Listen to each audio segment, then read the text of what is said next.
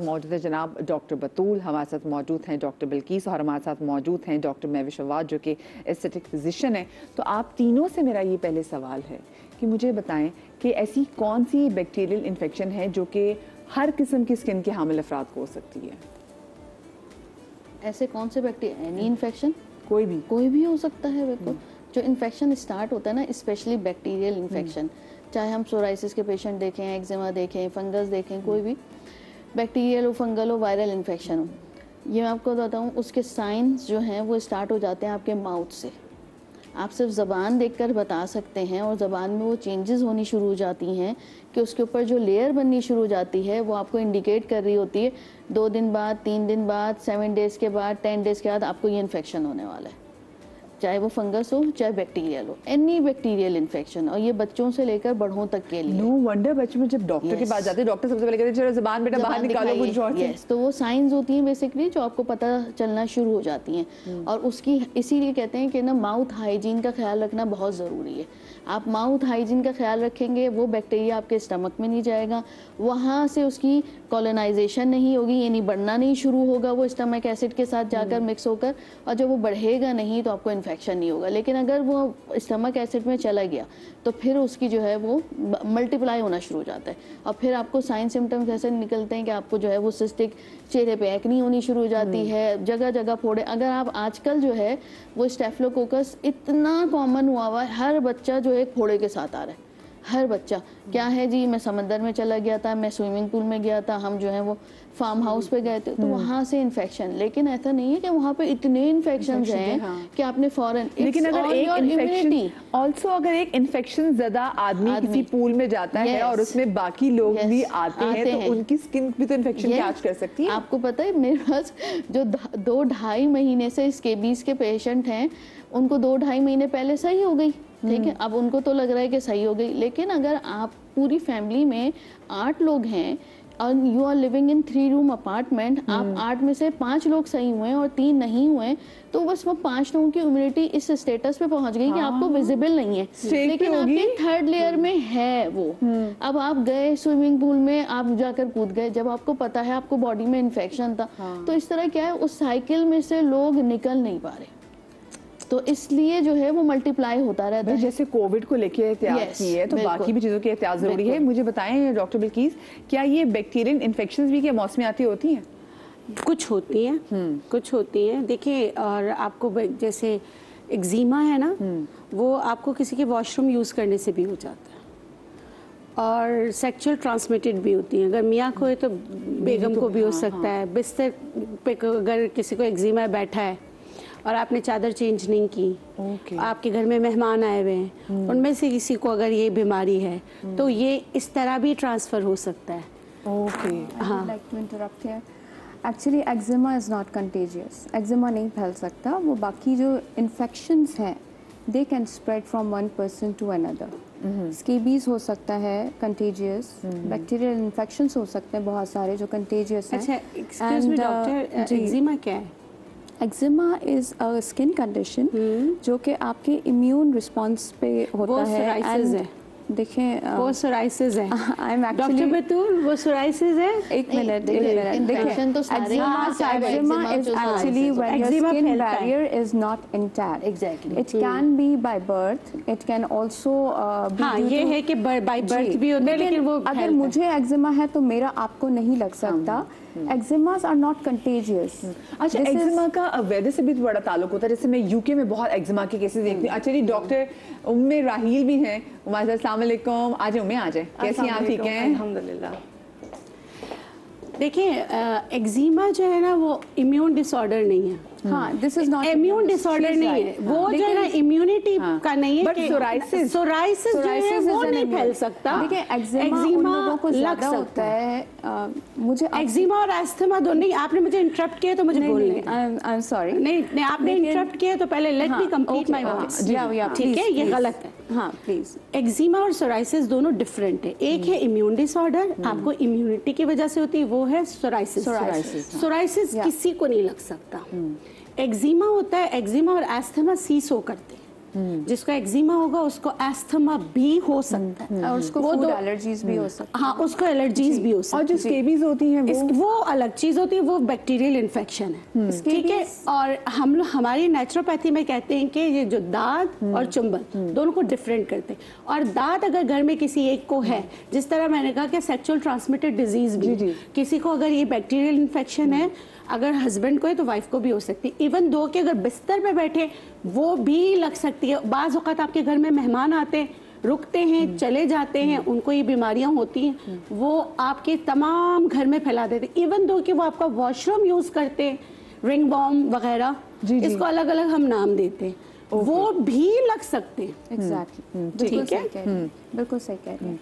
देखिए, एक्जिमा उन लोगों में ज़्यादा होता है जिनमें IgE लेवल्स अक्सर औकात बढ़े हुए होते हैं। And she is also right कि it's associated with asthma, it's associated with food allergies. ये एक ट्रायड होता है जो बच्चों में अर्ली साइंस में ऐसे प्रेजेंट करता है, उसको एटोपी कहते हैं। If someone has a defected skin barrier, they are more prone to have allergic reactions in their body. और ऐसे लोगों में ड्राइनेस भी आपको बहुत होती है। मैं लोगों को देखती हूँ कि लोग पेट्रोलियम जेली भर भर के बच्चों को लगा रहे होते हैं। हमारे स्किन बैरियर्स जो हैं, they have a protective role in our body. अगर किसी का by birth or due to some extra environmental जी हाँ, कहीं बहुत ज़्यादा सर्दियाँ भी होती हैं। Exactly, क्योंकि आजकल UK वगैरह में जो weather changes, extreme weather changes, and then they use a lot of heated houses होते हैं, जिसकी वजह से स्किन डिहाइड्रेटेड होती है, स्किन के बैरियर्स कॉम्प्रोमाइज हो जाते हैं, एंड देन ऐसे लोगों के लिए इन्फेक्शंस के चांसेस भी बढ़ जाते हैं। अच्छा, लेकिन एक्जिमा बेहतर हो सकता है कि सर्टेन एज में जाके। I can assure you, eczema is not contagious. मुझे एक्जिमा है तो मेरा आपको नहीं लग सकता। अच्छा, एक वो भी तो डिजीज होती है कि जिसमें आपको बच्चों को वो स्केबीज होता है, उसको सोराइसिस कहते हैं, कि जिसमें scabies is not a bacterial infection, it is transmitted through a might. ये एक किस्म का माइक्रोस्कोपिक जरासीम होता है जो कि हमारी स्किन में बरो करता है, and it likes to reside on those places जो कि वार्म एंड सॉफ्ट होते हैं, जैसे वेब्स ऑफ द फिंगर हो गए, जैसे नेल्स के नीचे हो गए, आर्मपिट्स हो गए आपके। हाँ, या एग्जैक्टली, आर्मपिट्स, जेनाइटल एरियाज, ये webs of the finger. Mainly जब बच्चे आ रहे होते हैं हमारे OPDs में, so the first diagnostic sign that we see in a toddler, और जो बच्चा जो माँ के गोद में है, उनका सोल इन्फेक्टेड होता है, तो हम वहीं से पहचान लेते हैं कि ये पूरी फैमिली जो है इनको स्केबीज है। And what is the dilemma of the situation that वो बच्चे की ट्रीटमेंट के लिए आ रहे होते हैं, and they are okay with their सूखी खारिश, क्योंकि वो उनके फोड़े फुंसियाँ नज़र नहीं आ रहे, they are not स्किन के अंदर है। हाँ, yes, they are not secondarily infected। क्योंकि बच्चे की इम्यूनिटी कम है तो बच्चे का सरफेस एरिया भी कम है, तो वो जो माइट होता है, it multiplies like anything, and then the बच्चा catches the secondary bacterial infection. और मैंने वाकई देखा है, बच्चे जो है ना, उनकी स्किन जो है वो ज़्यादा, हमें इससे जो परेशान भी बच्चे दिखाई दे रहे थे, उनमें हमें सबसे ज़्यादा कौन सी स्किन बैक्टीरिया से बचना चाहिए? देखिए, स्किन जैसे भी डिफरेंट टाइप के स्किन जो डिजीज़ होती हैं, अच्छा बैक्टीरिया डिफरेंट टाइप के हैं। अब हम बात करेंगे तो वो बेतहाशा टाइप के बैक्टीरियाज़ हैं, हमें नहीं अंदाज़ा होता कौन सा बैक्टीरिया किसको हिट कर रहा है। कॉमनली जो डिजीज़ आ रही होती हैं, जो पेशेंट्स आ रहे होते हैं हमारे पास, वही आते हैं, एक्जिमा है, सोराइसिस है, आपका स्केबीज़ है, ये मोस्ट कॉमन आते हैं, या फंगल इन्फेक्शंस जो होते हैं, ये वो इन्फेक्शंस होते हैं जिसके सबसे ज़्यादा पेशेंट्स आ रहे होते हैं। पहली चीज़ सबसे इम्पॉर्टेंट, कोई भी बैक्टीरिया है, कोई वायरस है, कोई भी डिजीज़ है, हाइजीन सबसे मेन रोल अदा करती है। हाइजीन के बाद सबसे दूसरी जो मेन इंपॉर्टेंट चीज़ है, हम इलाज कर रहे हैं लेकिन अगर हम सफाई का ख्याल नहीं रख रहे हैं, कोई इलाज काम नहीं करेगा। अच्छा, फिर ये होता है कि जी ये चीज़ इसके लिए है तो इसके मतलब ज़िंदगी भर हर किसी ने वही लगानी, ऐसा कुछ नहीं होता। अगर हम 4 लोग बैठे, हम चारों की अलग प्रैक्टिस है, हम चारों की जो प्रैक्टिस है वो डिफरेंट अंदाज में जा रही है। तो हो सकता है ये जो चीज़ पेशेंट को दे रही हूँ वो चीज़ मैं अपने पेशेंट्स को ना दे रही हूँ। तो वो जो प्रैक्टिस होती है, ये हमारी जो रिसर्च होती है, हर इंसान की अपनी रिसर्च होती है, वो अपनी स्टडीज़ के हिसाब से कर रहा होता है। तो अब लाइक मेरे पास अगर पेशेंट आ रहा है, बहुत से लोग एक्जिमा या सोराइसिस जो है वो लाइफ टाइम चलते रहते हैं। बेतहाशा ऐसे पेशेंट मैंने देखे हैं जो बहुत छोटी सी चीज़ से ठीक भी हो जाते हैं। जैसे कि रूट कॉज पकड़ रहे हैं आप और उसको लग के इलाज कर रहे हैं, और मतलब स्विच नहीं करे, आज इनके पास फिर इनके पास, ये छोड़ दो ये लगा लो।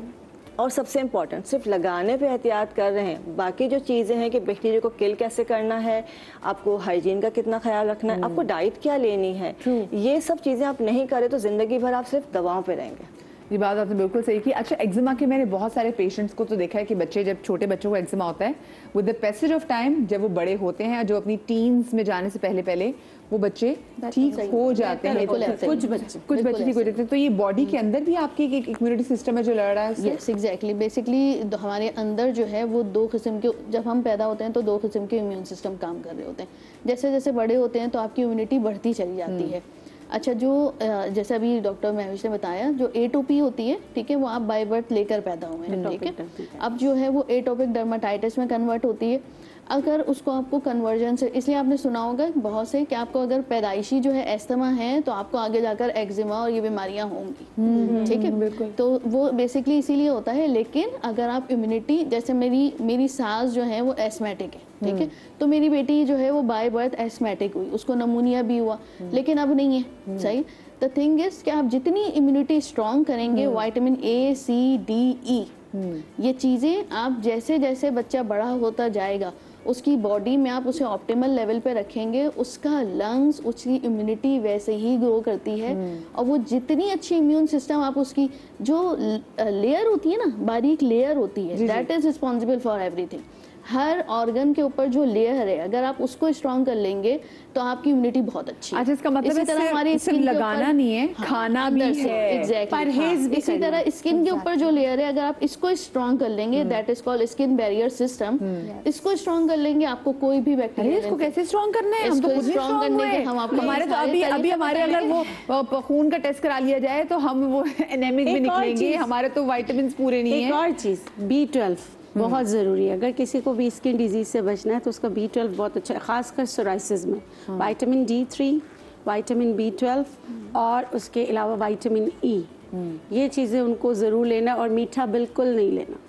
अगर वो मीठा खाते रहेंगे, कोई भी एंटी फंगल सप्रेसेंट दवा लेते रहेंगे, हफ्ते में कुछ डॉक्टर्स देते हैं, एक दफ़ा आपने खाना है, वो फिर पूरी ज़िंदगी के लिए खाते हैं। और हम कुछ ऐसी चीज़ें करते हैं जो हमारे गुड बैक्टीरिया को ख़त्म कर देते हैं। हाँ, और आपको पता है आपके गुड बैक्टीरिया, एक मिनट क्योंकि मुझे ब्रेक पे जाना है, ये जो सैनिटाइजर्स लगा के सारे गुड बैक्टीरिया आप लोगों ने ख़त्म कर दिए। आराम से इस्तेमाल किया करें। क्या हो गया आप लोगों को? छोटी सी ब्रेक है, ब्रेक के बाद डॉक्टर बिल्किस को मैं किचन काउंटर में भेजूंगी, कहीं मत जाइएगा।